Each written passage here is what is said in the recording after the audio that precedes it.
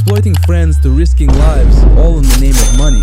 These 9 shocking moments might just prove that Mr. Krabs truly belongs in jail. In Born-Again Krabs, Mr. Krabs' love for money goes so far off the deep end that it nearly costs SpongeBob his life.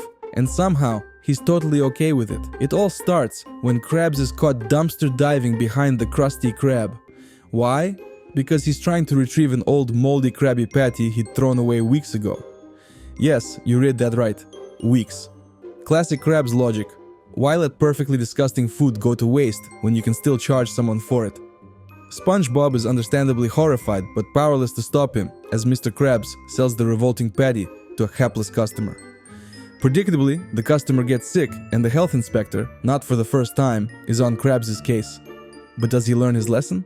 Nope. Krabs' penny-pinching ways come back to haunt him. Literally. Cue the Flying Dutchman, who arrives to drag Krabs to the underworld for his lifetime of greed and questionable business practices. At first, Krabs is all bravado, trying to barter his way out of it with a couple of spare nickels. Spoiler, it doesn't work. But when the Dutchman shows him a glimpse of his fiery fate, Krabs freaks out and begs for a second chance. He vows to live a selfless life, valuing people over pennies. Fast forward to the next day, and things seem almost too good to be true. Mr. Krabs is suddenly charitable, handing out free food and refusing to charge anyone for their meals.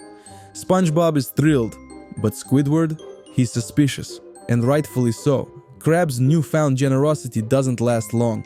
When the Dutchman reappears, Krabs decides the price for his soul is just too high and renounces his vow. He strikes a deal with the ghostly pirate, SpongeBob's soul instead of his. Yep, Mr. Krabs volunteers SpongeBob, his most loyal employee, as collateral to save his own skin. And the worst part? He does it without blinking. SpongeBob, being SpongeBob, doesn't even realize what's happening as the Dutchman descends on him, ready to claim his soul. In the end, SpongeBob survives. Don't worry, he's back flipping patties in the next episode. But the whole ordeal reminds us Mr. Krabs is exactly the guy who would sell out his best friend for a single nickel. In Can You Spare a Dime? Mr. Krabs proves once again that his love for money is far deeper than his sense of loyalty. The episode kicks off with a seemingly innocent act. Squidward quits his job. And why? Because he's had enough of Mr. Krabs' petty paranoia. When Squidward can't find the spare dime Mr. Krabs accused him of stealing, spoiler, it didn't even exist, he finally snaps, storms out of the Krusty Krab, and leaves Mr. Krabs screaming into the void, "Get out of my head!" Fast forward to Squidward's life post-Krusty Krab, aka Rock Bottom. He loses everything. First, his job, then his home, and soon, his dignity. Struggling, he ends up living on the streets, destitute and desperate, all because Mr. Krabs couldn't let go of a non-existent dime. As if his bitterness weren't bad enough, Krabs couldn't care less about Squidward's predicament, leaving his ex-employee homeless and humiliated. Enter SpongeBob, who, of course, has the bleeding heart of a saint. When he stumbles upon Squidward sleeping on a pile of garbage, SpongeBob immediately invites him to stay at his house.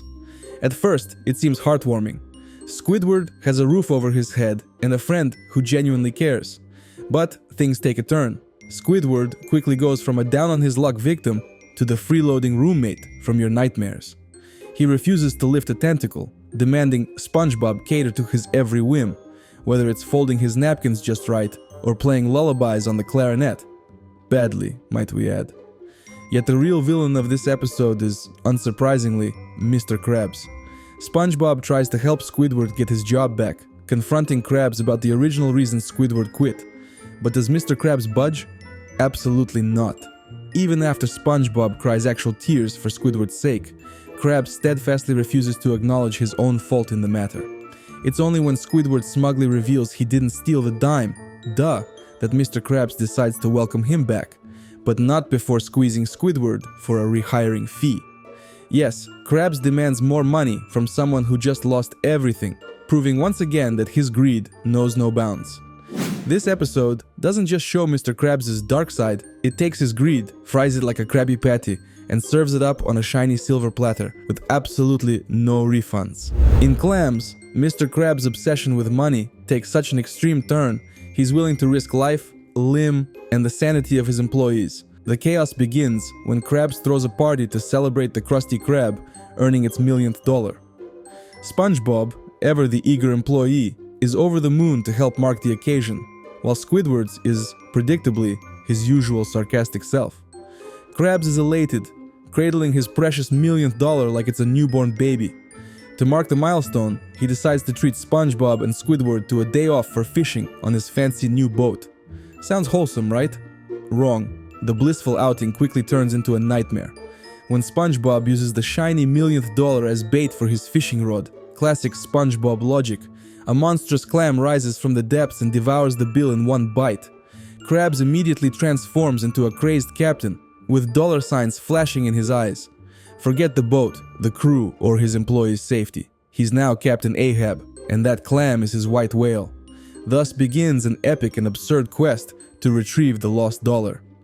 Krabs refuses to let SpongeBob and Squidward rest, eat, or even exist peacefully until they help him reclaim his beloved bill. His obsessive antics only grow wilder. He baits the clam with a literal symphony of music and even builds a terrifying and clearly unstable clambot to attack the sea creature. As the chase escalates, Squidward loses his mind, yelling in frustration, "It's just $1." But to Mr. Krabs, it's not just $1, it's a sacred artifact of his greed. In one final dramatic showdown, Krabs dives headfirst into the clam's mouth. Moments later, he emerges victorious, triumphantly holding the bill, only for Squidward and SpongeBob to discover he lost most of his clothes in the process. He's left standing there in just his underwear, but hey, he's got the dollar, so who cares, right? Clams hilariously captures the depths of Mr. Krabs' greed, turning a fun fishing trip into an action-packed, absurd spiral of madness. In his world, no risk is too big as long as money's on the line. Not even the jaws of a giant clam. Honestly, you have to admire his priorities. In Krabbyland, Mr. Krabs takes greed to the next level by creating a ridiculously dangerous theme park for children. And of course, he builds it entirely for profit. The episode kicks off with Mr. Krabs deciding he's tired of his regular business model. He wants more. So, he turns an abandoned area of land near the Krusty Krab into Krabbyland, a so-called amusement park, designed to lure kids away from the actual fun places in Bikini Bottom. His pitch? The park is just as good as any other. Read, it's trashy and dangerous, but he charges way more for the privilege of being in it. Why? Because he can. And there's something about the idea of selling his half-assed fun idea that excites him. But of course, Krabbyland isn't exactly the wholesome, fun-filled spot he claims. The rides are rickety, unsafe, and more likely to cause injury than bring joy. SpongeBob, ever the optimist, is ready to do his part to make the park fun for the kids, because naturally, he's the one doing all the work. But Squidward sees through the facade immediately and wonders if there's any kind of actual fun involved. Nope, no chance. It's just Krabs finding new ways to gouge kids' wallets under the guise of fun. The big attraction is an obstacle course that's about as well constructed as the Krusty Krab's secret recipe. It's cheap, full of holes, and could collapse at any moment. But that doesn't stop Mr. Krabs from cheering on the disaster with enthusiasm, because, let's face it, the more kids are terrified into paying, the better. The result? A chaotic mess where Mr. Krabs literally profits off the misery of others. The biggest twist of all, Krabbyland closes down the second the kids stop showing up, leaving Squidward and SpongeBob with another low-paying job, cleaning up Krabbyland's disastrous aftermath. But of course, it's not like Krabs cares. As long as he got his hands on enough coins and chaos, he's already onto his next scheme. Mr. Krabs' true dark side shines through here, as he builds a theme park not to give children a good time, but to drain every last penny from their unsuspecting parents, without a hint of concern for the safety of anyone involved. Just classic Krabs. In My Pretty Seahorse, Mr. Krabs' greed reaches a new, abhorrent level when he takes advantage of SpongeBob's kindness. This episode opens with SpongeBob discovering a sweet, gentle seahorse named Mystery, who turns out to be more than just a cute, aquatic creature. Despite its adorable appearance, Mystery is an incredibly rare find, and of course, it's love at first sight for SpongeBob.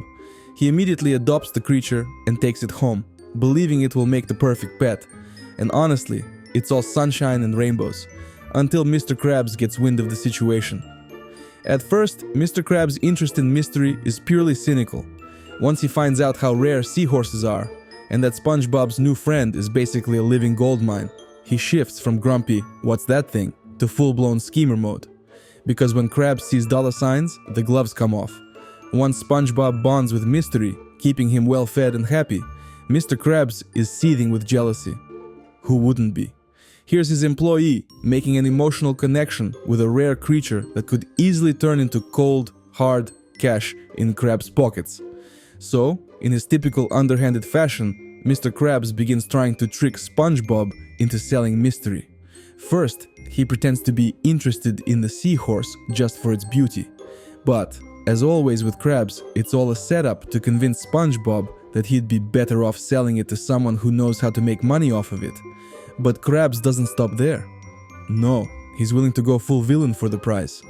Mr. Krabs locks Mystery in a cage, tries to pass him off as a farm animal, and generally does everything in his power to manipulate SpongeBob out of his beloved pet, just so he can sell the seahorse and pocket the profits. And through it all, Krabs gives zero concern for SpongeBob's feelings or the animal's well-being. Mystery is a commodity to him, pure and simple. In one chilling moment of his greed, Krabs even argues that selling Mystery will help SpongeBob, making him richer. Of course, because Krabs can't imagine a world where monetary gain isn't the highest priority. Thankfully, SpongeBob sees through Krabs' schemes just in time and refuses to sell. But this entire episode is a classic example of Krabs' willingness to exploit any situation for profit, no matter who it hurts, including his most loyal employee and the innocent seahorse. In the Krabby Chronicle, Mr. Krabs takes his greed to new heights by turning the Krusty Krab into a propaganda machine for his own financial gain. The episode kicks off when Mr. Krabs gets an idea. What if the Krusty Krab didn't just serve food, but also printed news to make a buck? Enter the Krabby Chronicle, a shameless tabloid where Krabs sees dollar signs in every headline.